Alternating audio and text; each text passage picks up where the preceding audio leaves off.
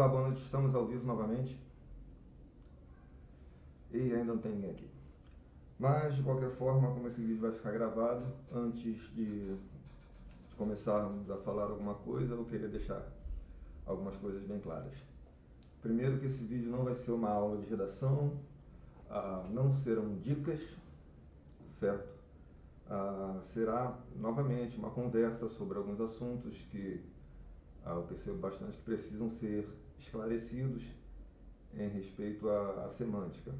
Então, não pensem que eu vou ficar dando lições, não vou ficar dando aula, não vou ficar explicando muita coisa de maneira muito didática.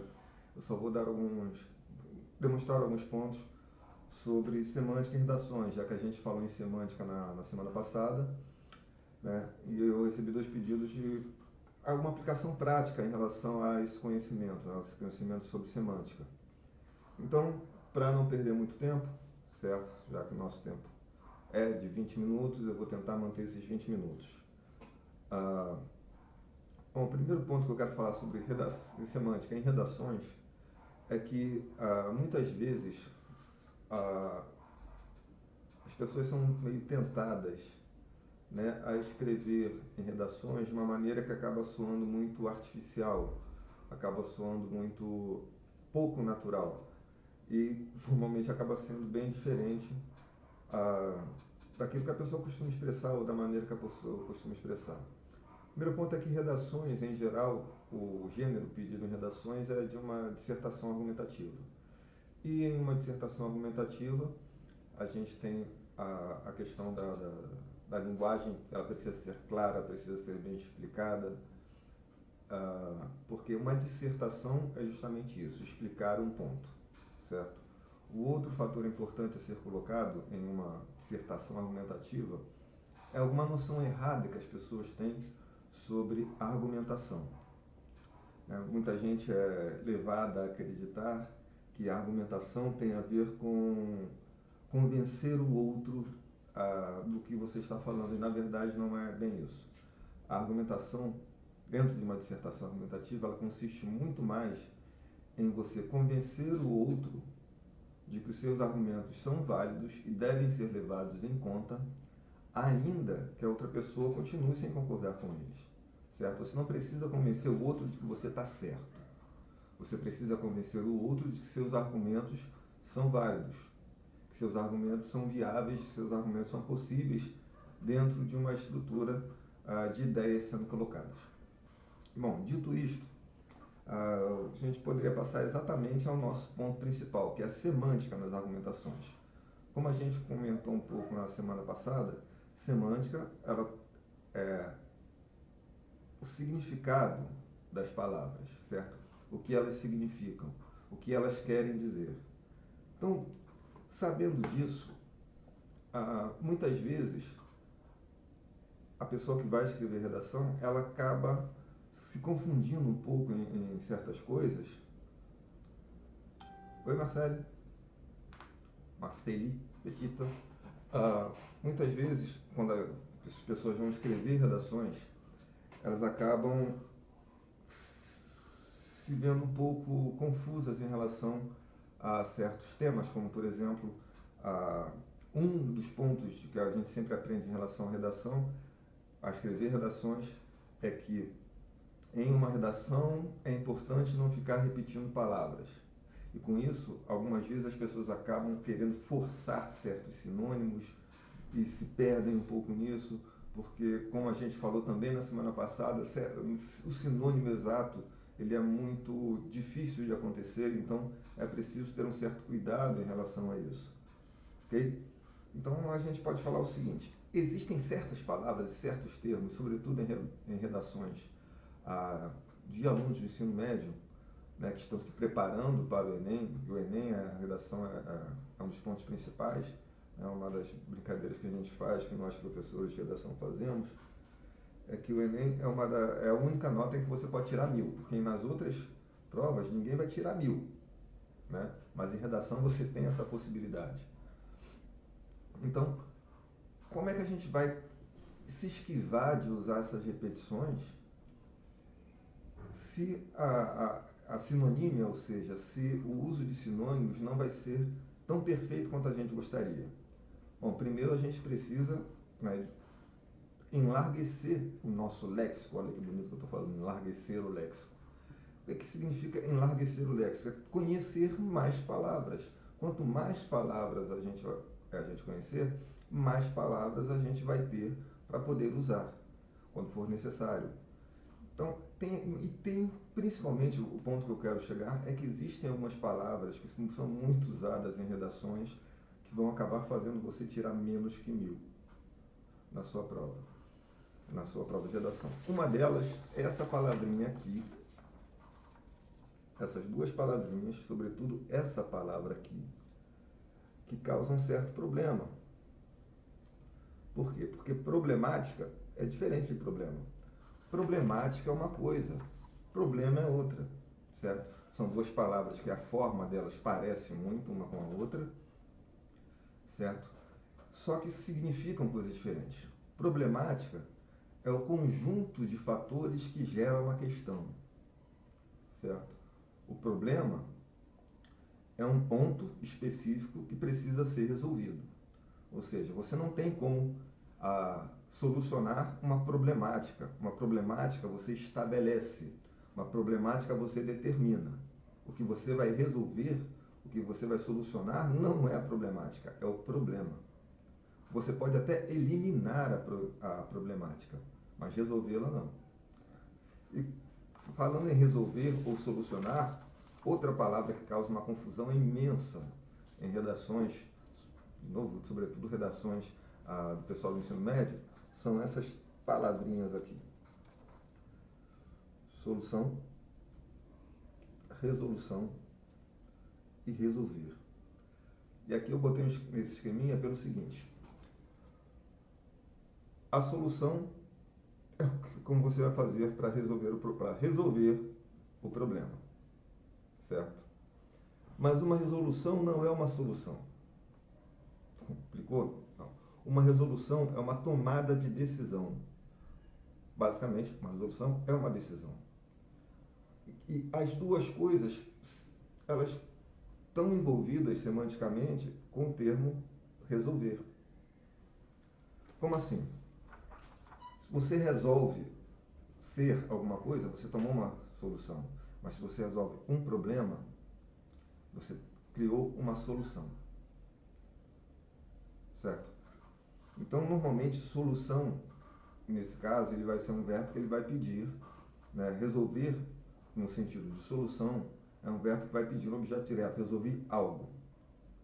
Mas uma resolução é um verbo que vai pedir uma oração. Resolver fazer algo, resolver tomar uma atitude, certo? Então, tem que ter muito cuidado com essas palavras que têm a mesma raiz muitas vezes. Então, alguém me disse que está escuro, vou melhorar um pouquinho.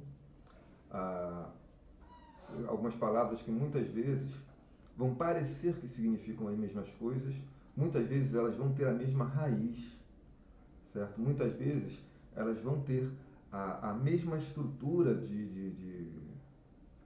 a mesma estrutura morfológica, mas elas vão significar coisas diferentes, certo? Um outro ponto também que é importante ser dito acerca da semântica, ou seja, dessas palavras que significam coisas determinadas, é que existem certas palavras também que muitas vezes acontecem em certas redações que elas vão estar completamente fora do universo ao qual elas pertencem. Porque muitas vezes as redações elas vão estar lá na sua consigna, agora me fugiu completamente o nome em português, no enunciado da questão, que é para escrever na norma padrão. E muitas vezes as pessoas acabam confundindo a norma padrão com o português castiço, com o português que acaba sendo muito antigo e acaba gerando um outro problema, um probleminha chamado preciosismo, certo? Não é para escrever esse tipo de português, é simplesmente para escrever em português com uma linguagem correta, evitando oralidade, e aí está tudo bem. Aí você pega redações em que você tem uma linguagem usual e correta, muitas vezes, aí de repente tem lá no meio um outro sim. O que esse outro sim está fazendo aí no meio desse monte de palavras? Ou seja, ele está semanticamente deslocado. Poderia ser usado uma outra palavra, que aí eu ficaria até tentado a desafiar vocês, quem soubesse o que é outro sim. Mas basicamente outro sim significa igualmente, certo? A pessoa poderia simplesmente usar uma outra palavra que estaria dentro do uso de todas as outras palavras que ele está usando. Então esse outro sim se transforma em um alienígena. Por mais que ele realmente esteja significando o que ele quer significar de fato, aquele termo, dentro daquele conjunto de palavras, aquele conjunto léxico que está sendo usado, vai se transformar em um alienígena, vai se transformar em um elemento completamente estranho. A não ser que a pessoa, durante a sua escrita, ela realmente já venha utilizando uma série de termos, certo? Uma série de termos específicos que vai fazer com que esse termo em especial, ou que algum outro termo em especial, outro assim fosse só um exemplo, mas a gente tem vários outros, para ter um nível de pertencimento léxico ali. Porque senão vai ficar muito evidente que a pessoa simplesmente sacou essa carta da manga para usar, para tentar fazer a redação ficar bonita, né? O famoso falar bonito. Você não precisa falar bonito em uma redação. Você precisa simplesmente escrever certo. Fazendo certo já vai estar de bom tamanho. De muito bom tamanho, por sinal, eu acrescentaria. Um outro termo que eu posso citar um exemplo também é o famoso nesse viés. Eu já fiz essa pesquisa, aí eu vejo muitas redações que vêm escrever, nesse viés, aí eu pergunto para a pessoa o que é viés, e a pessoa não sabe. Certo? Então, não tem como usar certos termos só porque alguém disse para você usar. Porque, vamos ser bem francos, vamos ser bem sinceros em relação a redações para Enem, a redações para concursos. Não dá para seguir fórmula. Quem tem fórmula é química, é matemática, certo? Quem tem receita é gastronomia. Mas redação não, redação é a sua forma de se expressar e cada forma de se expressar é única. O pedido que se faz em relação ao uso de palavras, ao uso de linguagem, é que se seja claro, específico, que você diga o que você realmente está querendo dizer, que você use argumentos que sejam válidos, certo? Você não tenha, volto a repetir, você não tenha necessidade de tentar convencer o outro de que você está certo. Você só precisa convencer o outro de que sua argumentação é válida, lógica e deve ser levada em consideração. Mas voltando ao ponto que eu queria colocar, muitas vezes as pessoas acabam entrando em certos cursos de redação, né? Eu não estou aqui para falar mal de colega nenhum, certo? Mas é preciso a gente estar atento, porque assim como existem muitos bons profissionais, eu tenho muitos bons colegas que são muito competentes, existe, às vezes, uma certa demanda de determinados de mercado mesmo, uma certa demanda de mercado que faz com que uma espécie de mecanismo de produção em série acabe acontecendo. Então, toda vez que um professor de redação disser para você que existe uma fórmula, que existe um macete, olhe com uma certa desconfiança, certo? Se um professor disser para você que você tem que usar palavra tal, tal, tal e tal, mesmo que essas palavras não façam parte do seu léxico normal, ou seja, a sua forma normal de se expressar, tenha uma certa desconfiança quanto a isso. Okay? Porque não vai adiantar nada você meter um nesse viés, um outro sim, um não obstante, se a sua redação não apresenta todos os elementos que vão fazer com que esses termos se tornem naturais. É muito mais válido e muito mais correto usar termos que estão dentro do seu uso normal, desde que você não cometa nenhum erro.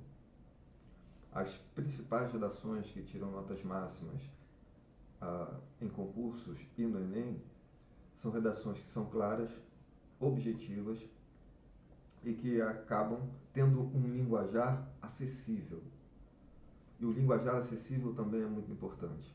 A clareza, muito da clareza se dá através da acessibilidade, certo? Inclusive eu usei um termo aqui que eu não deveria nem usar semanticamente, mas oralmente é uma coisa, por escrito é outra, que é o através também. O através é um termo muito comum de aparecer em certas redações.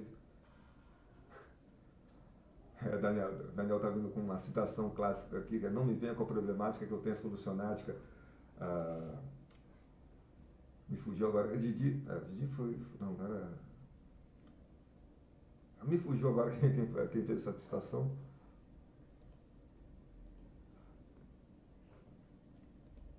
Mas é uma citação clássica mesmo. Então, mas isso mostra um pouco como é que essas palavras acabam gerando uma certa confusão.